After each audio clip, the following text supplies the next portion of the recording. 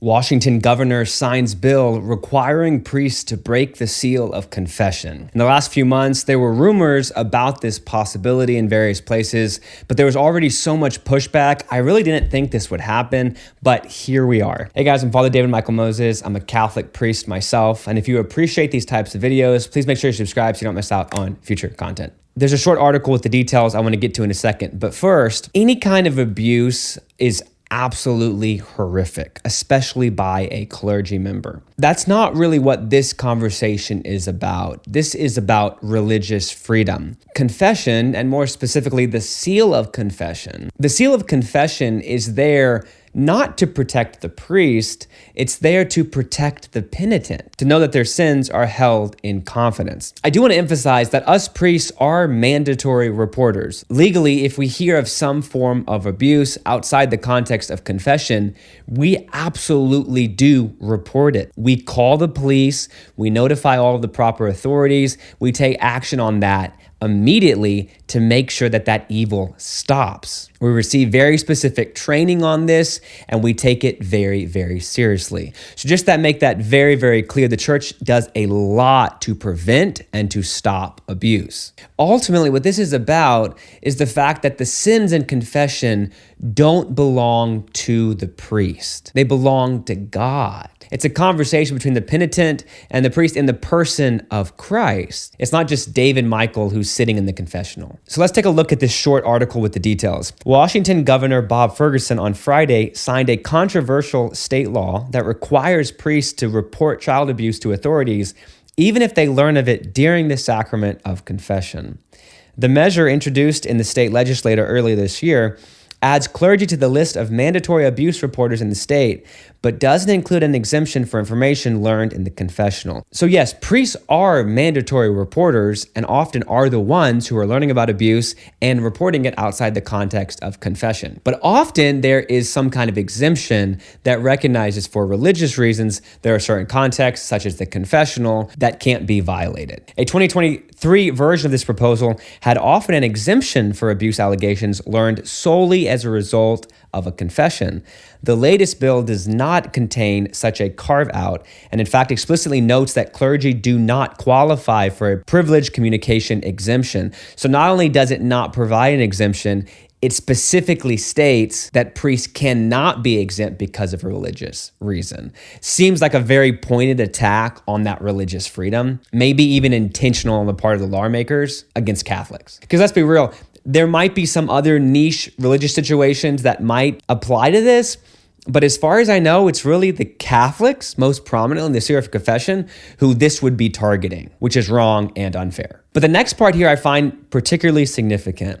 Ferguson, the governor, told reporters that as a Catholic, he was very familiar with this sacrament of confession. So the governor's basically saying, because I'm Catholic and I know about the sacrament of confession, I can critique it. I am so tired of this line of thinking, basically saying, oh, because I'm Catholic, I can disagree with the church. Because I'm familiar with the Catholic faith, then I can disparage it. How about this? Maybe because you're Catholic, you should be defending the sacraments and the priesthood and the confessional.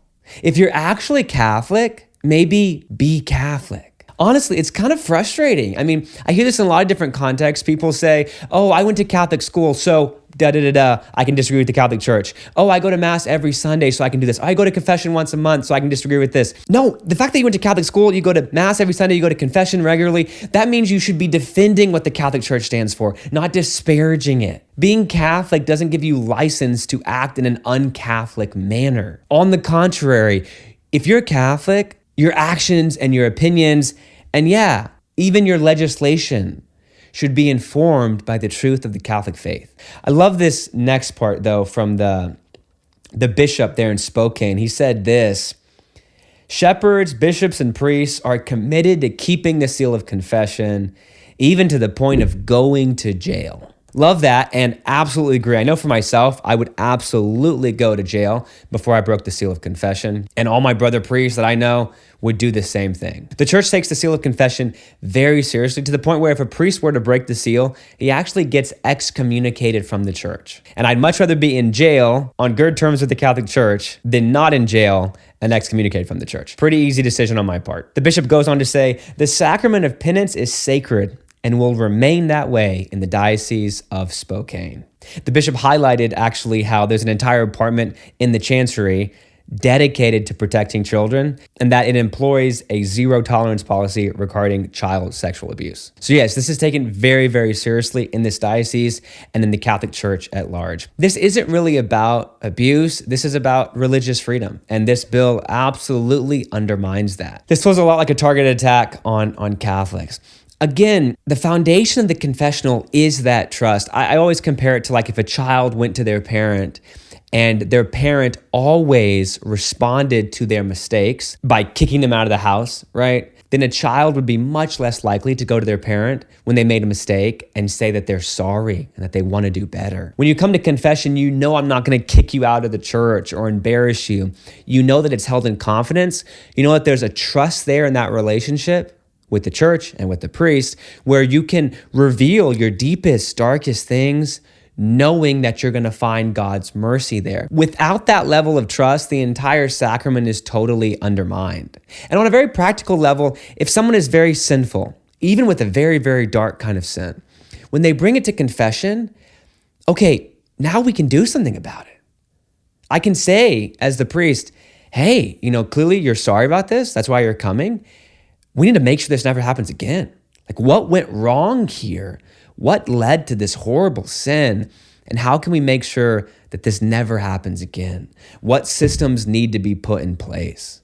Do we need to talk about the penitent turning themselves in? I couldn't force them to turn themselves in, but maybe we can talk about that possibility if that would be the right thing to do for them. If we actually want a better society, then people in sin having a place they can bring that sin confidentially and then work on that and leave a better person, hopefully starting to live on a better path, is exactly what we want as a society. Not to tell everybody, hey, you and your sin, you are all alone in that. Good luck. And that's basically what this bill would propose, is that, no, you can't go talk to your priest. You can't go talk to anybody. Everyone's going to report you, which means you're absolutely stuck in your sin. Good luck.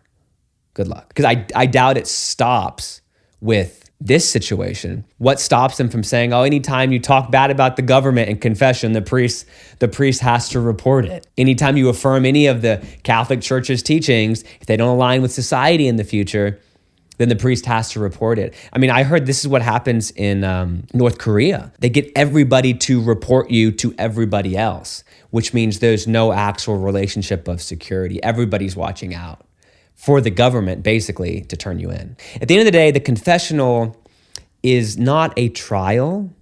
It's a place of freedom from sin.